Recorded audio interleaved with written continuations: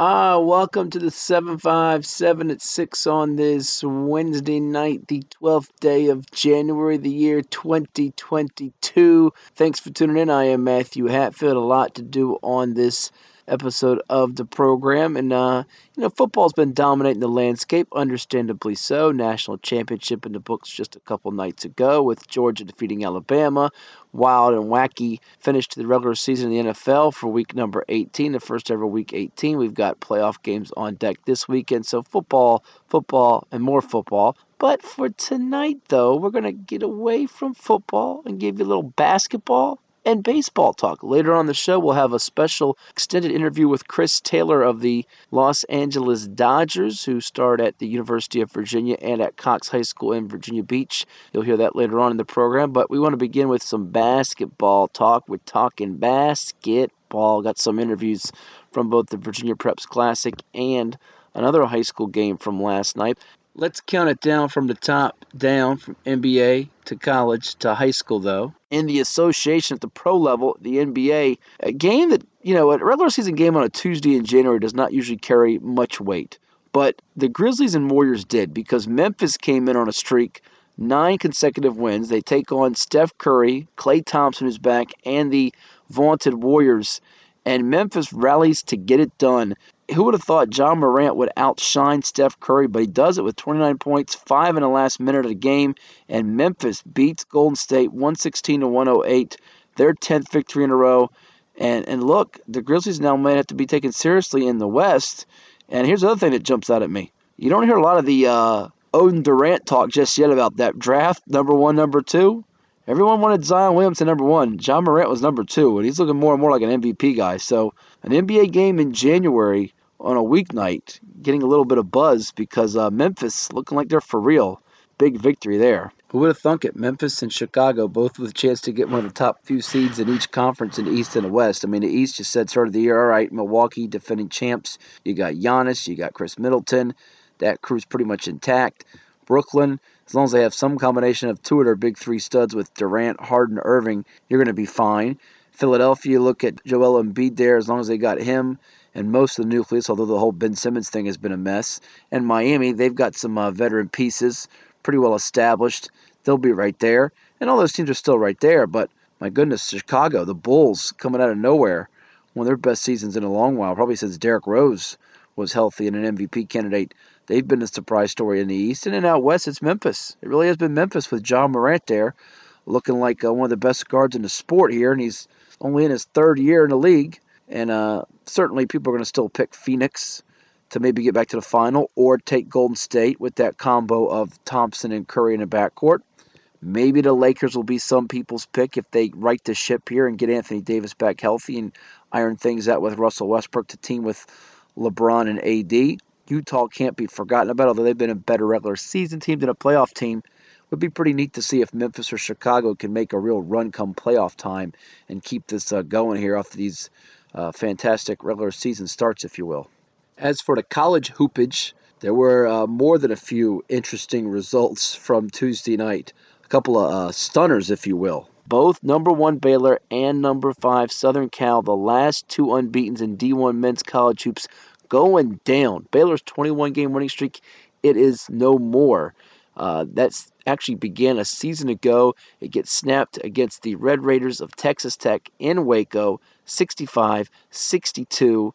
And that came just a little bit after Southern Cal fell at Stanford, their Pac-12 rival, 75-69. Texas Tech's upset, matching the second biggest comeback on the road to beat an AP number 1 team in the last 20 years, down 15, just like the Lumberjacks of Stephen F. Austin in 2019 at Duke. The only bigger comeback than those two comebacks was BYU rallying from 16 down at Gonzaga in 2017. And now there's a local angle. You say you're talking college hoops, you're talking Big 12, you're talking Pac-12. What's that got to do with the 757? Well, here's what it has to do with the 757. Because a guy that hit 2 free throws with 20 seconds left in the game, he played in the 757. We're talking about Davion Warren. Only points he scored in the entire game, and it stretched Texas Tech's lead to 3 at 65-62. James Akinjo goes on to miss the 3 near the end, and the Red Raiders hold off the Bears of Baylor.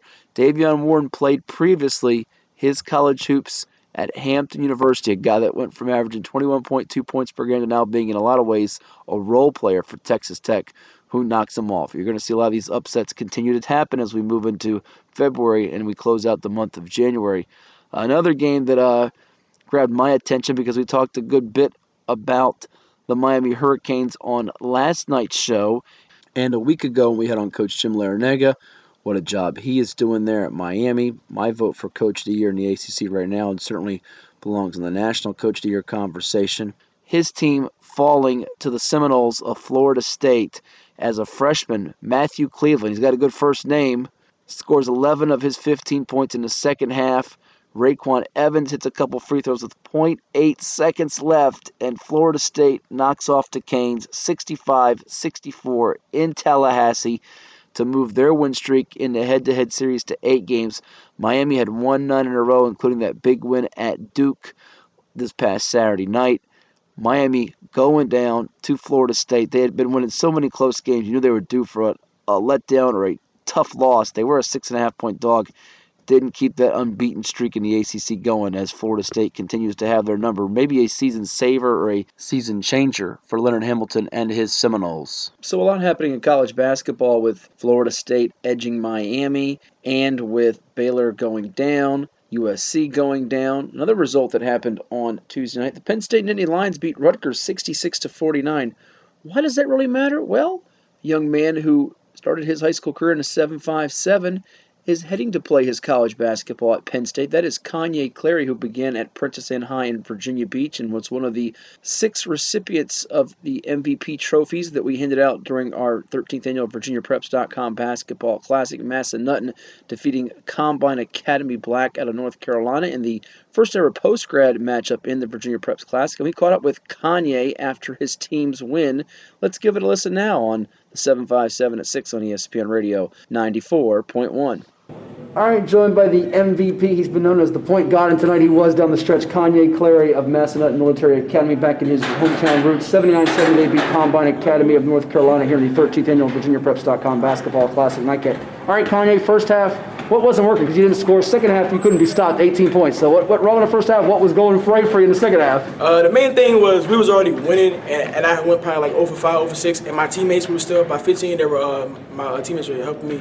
They were carrying the load. I want to say we was up like 50 to 35, and I felt like everybody's eating. Let me just keep feeding them so they can see the ball going. We can keep the lead, and I knew I could turn it on when it's time to go. So I wasn't really worried about coming into the second half. How influential was it? Your big man, the other fellow 7'7" guy who came from Lake Taylor, and Kyrie Smolin, was cooking from deep. I think he scored 11 of your first 13 points. It allowed the rest of you guys to kind of settle in and dig in defensively, right?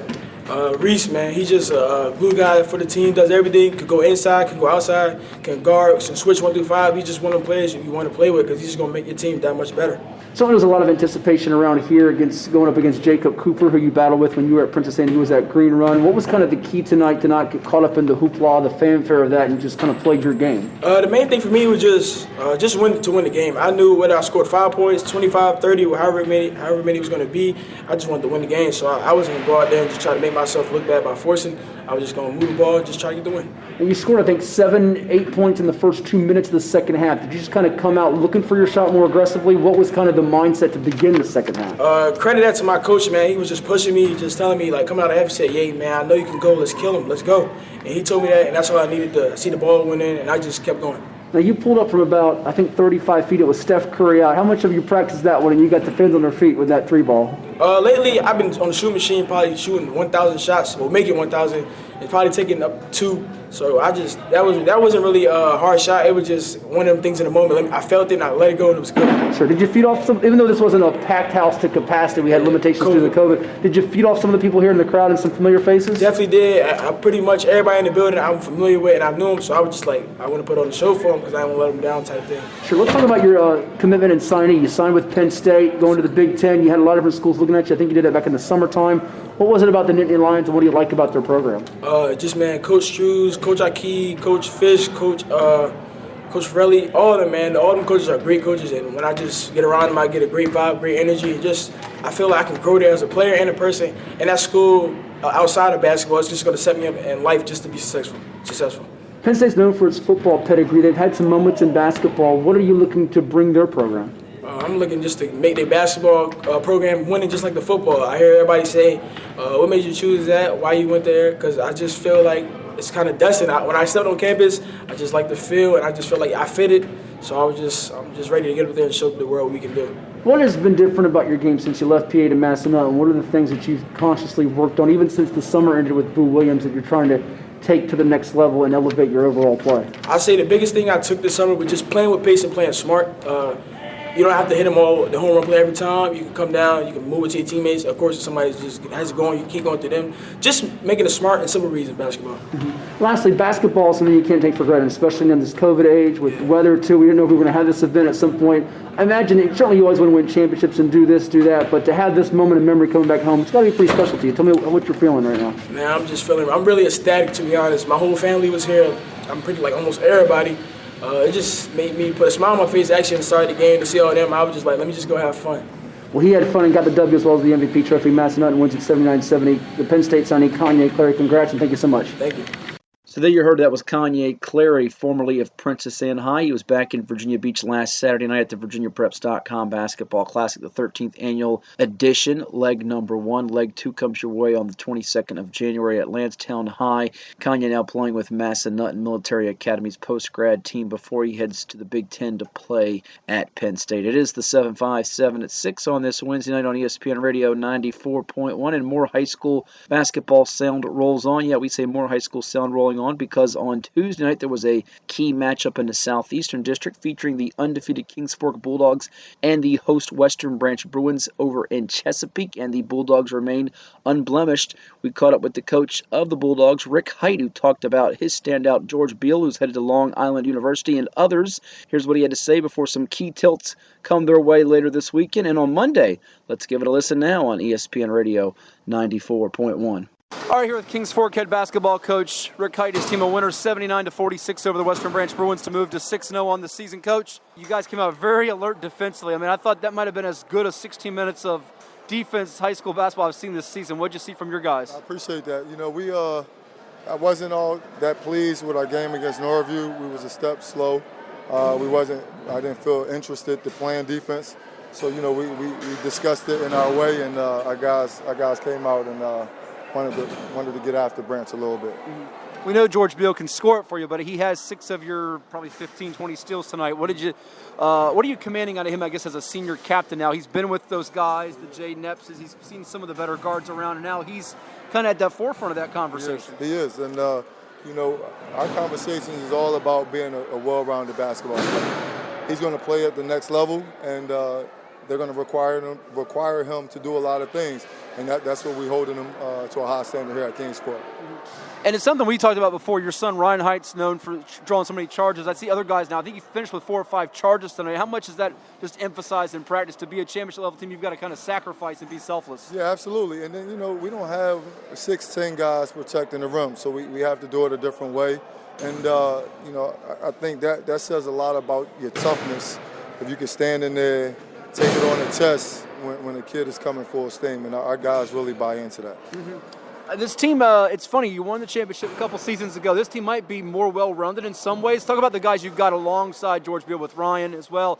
Caleb Brown's back from injury now. Sam Brennan's shooting the ball and distributing it well. You've got a plethora of guys that can get to the hoop and score. Yeah. No, we still got Bravion. I just got to deal with him with some other things, but you know he's been through the battles. We got some good young guys. I think Elijah Walker is a sophomore. I think Darius Boston may be to me the best freshman around. But, you know, he can shoot it. He's willing to shoot it.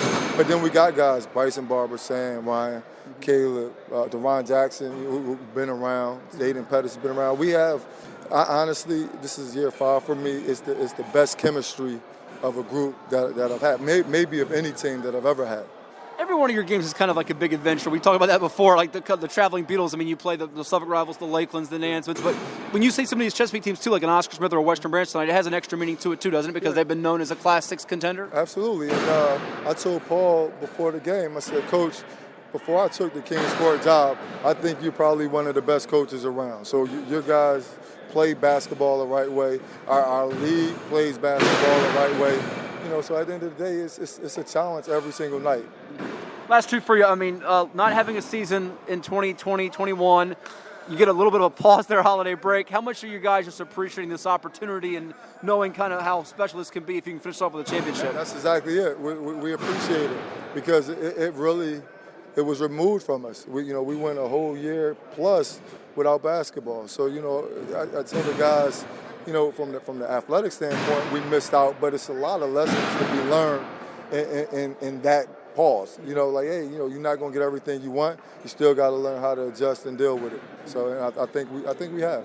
And lastly, what is kind of this team's, I guess, calling card? It seems like your physicality and aggressiveness is going to set you apart and also help you in this big stretch coming up because you have Western Branch tonight, you got Lakeland, Lansdowne, and then Cape Henry on Monday in the Bobby Dandridge Scope Classic. Versatility, versatility. And, I like to say that we could play fast, we could play half court, we could play against zones, we could play against man. We got versatile defenders. I think at the end of the day, in the past you could kind of focus on one or two guys. I think the versatility in our guys give us, I believe, an advantage. A lot of bite in these Bulldogs. Congrats on the win. Thank you so much. Matt, appreciate you. So there you heard it, Kings Fork head basketball coach Rick Hite after his team's 79-46 win over the Western Branch Bruins over in Chesapeake as they move their record to 6-0 overall on the season. It is 7-5, 7-6 on ESPN Radio 94.1. A few more other high school highlights, if you will, or performances of note from Tuesday night's action across Hampton Roads. Marcus Robinson, young man from Veritas, scored 44 points in a 76-70 victory over Fredericksburg Christian. Meanwhile, in Norfolk, Brian Alexander with a new career-high 38 points in a 78-33 win for the Maury Commodores over the Booker T. Washington Bookers. Yeah, he outscored Booker T by himself 38-33. And you'll hear from Maury coach Brendan Plummer after his team's win over the Miller School in our Virginia Preps Classic from this past week, and that'll come your way on Thursday night's abbreviated episode of the 7-5, 7-6. A couple more individual performances to highlight here. DeJuan Campbell from Kecoughtan, the point guard from Kecoughtan, dropped 30 points in a 65-58 win over Hampton. He's going to Western Carolina for the next level. And on the girls' side of things, Manor High School, which used to be Woodrow Wilson High School in Portsmouth, beat their city rival Norcom 69-26. That is of note because A.J. Richardson, she had a quadruple double, 17 points, 10 rebounds, 10 assists, 10 steals. You don't see those too often, a quad double happening last night in P-Town. When we return on the 7-5, 7-6, our interview with Chris Taylor of the Los Angeles Dodgers. Got a big event coming up this weekend at Top Golf in Virginia Beach. You'll hear all about that and much more. He out of Cox High School in Virginia Beach and the University of Virginia. It is your local sports connection, high school, college, pro. We have it all for you on ESPN Radio 94.1.